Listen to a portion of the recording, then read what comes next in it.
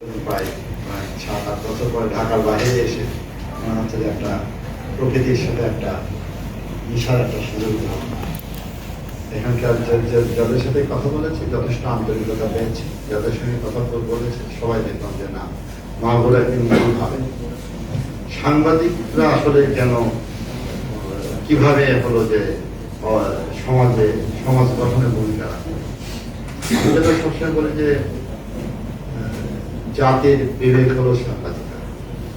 আমি আমার প্রতিচ্ছবি দেখতে পাই সাংবাদিক, আমার কাজের প্রতিচ্ছবি দেখতে পাই আমি আপনাদের মাধ্যমে।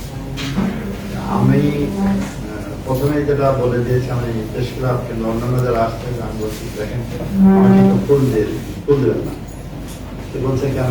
বলছে যে না ফুল তো প্রথম দিন তো চেনেন না, জানেন নাম কেমন লোক, ফুল দেবেন সেটা দিয়ে তো বিচার হবে না। বরং আমি যাওয়ার দিন যদি আপনারা ফুল দেন তাহলে বোঝা যাবে যে আমি কিছু ভালো কাজ করি। যাওয়ার দিন